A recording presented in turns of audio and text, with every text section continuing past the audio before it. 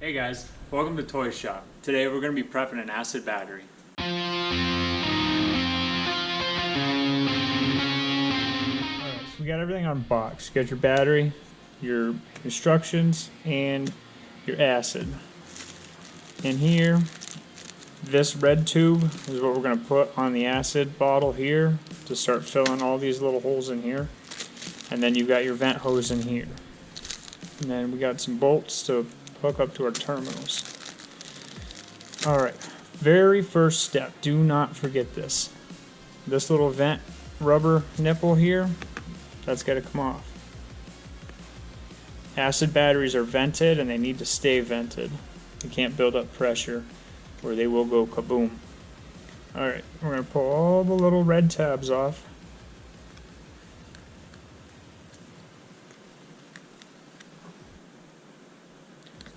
Make sure you're setting them somewhere clean. Alright.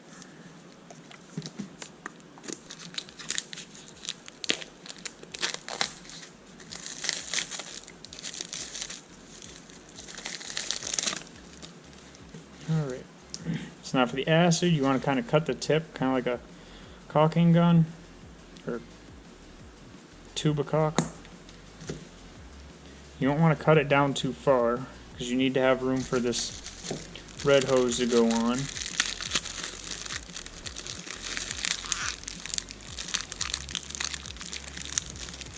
If you guys find any of this helpful, make sure you subscribe and like this video. Helps me out a lot. Helps get this video out there. Alright.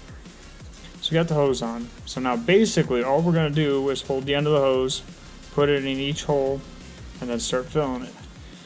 Now what helps a lot is if you have some sort of light and you shine it behind it, you can kind of see the, you'll be able to tell the fluid level better that way. Alright, so all we're going to do is start from the first cell. We'll put the tip in there, and then as you squeeze the bottle, it's going to obviously squeeze the fluid into the cell. But then as you let go, it's going to suck air in, and that'll give you a half a second to kind of get to the next cell.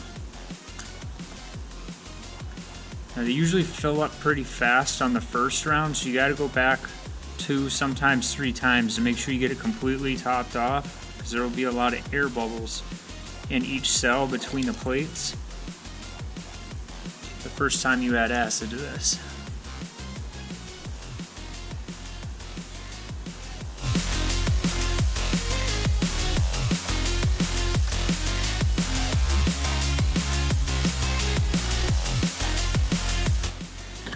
Alright, now we're going to go back through.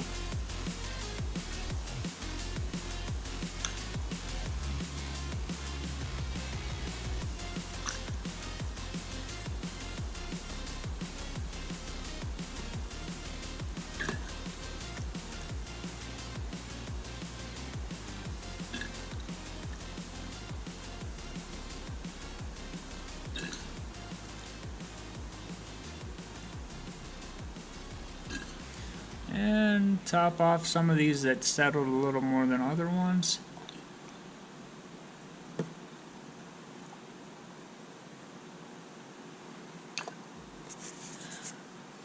Alright, now a good way to test, kind of double check where all your levels are at, is to tip the battery backwards.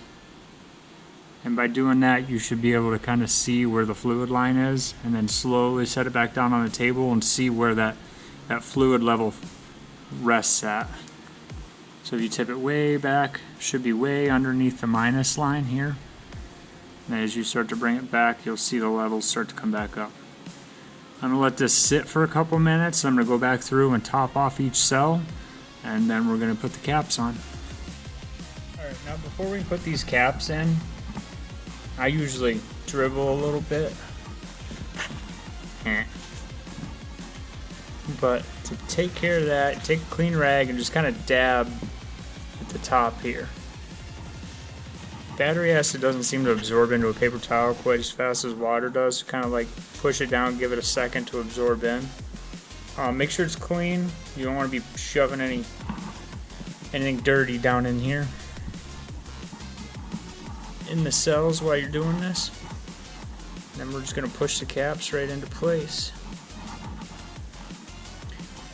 My OCD likes them nice and straight, but all they do is push in, so it doesn't matter. If you guys are liking any of this, make sure to subscribe.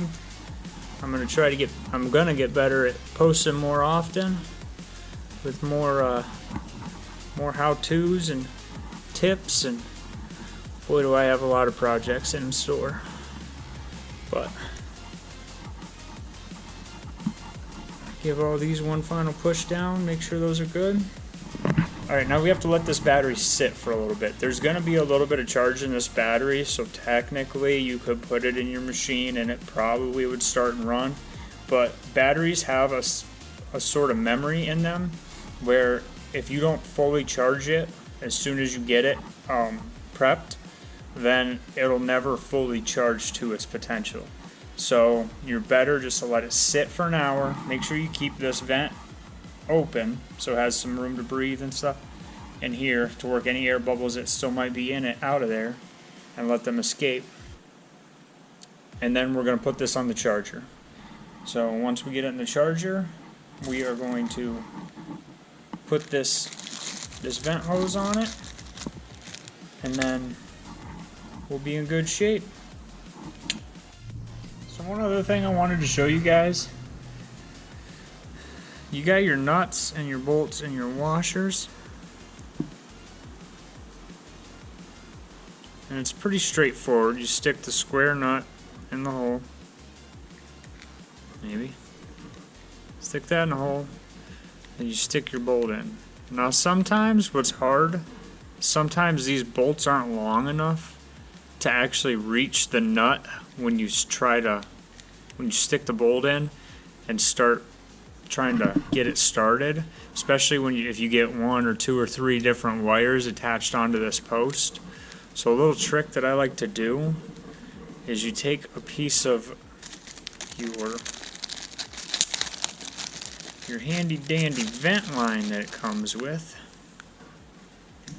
and you cut off a piece about as long as the nut is long. Cut that off. So now we've got a little piece here. And what you want to do before you get the nut in there all the way is you shove the piece of this hose in behind that nut. Now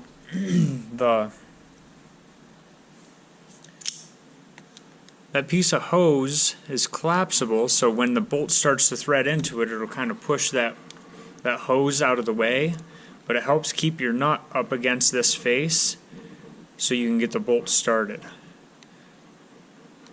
It helps hold it from pushing back or falling out of there. It holds it tight. That also works if you want to go up and down. So if I wanted to put this bolt in the top here, then I could just put the nut on top, probably put the hose and the nut together and slide them in, and that'll hold the nut up for you so you don't have to worry about it falling out, and it's a lot easier to get this bolt started when you do go to put it in there. So, hope that helps. Alright, well there you have it, guys. When you go to put your battery in, make sure you put your vent hose on and install it in the factory locations for the other vent hoses. If you have the old vent hose still in the frame, if you pulled it off with the old battery, I would pull the vent hose completely out of it and then put this new one in. Some vent hoses for batteries are slitted along the sides of it, just in case the end of the vent hose does get plugged with mud. It can still vent through the side of the hose. So this vent hose some of them are not very good if you want to try to use it as a fuel line or something like that, or a primer line, because there are slits in the side of them. So just be aware of that.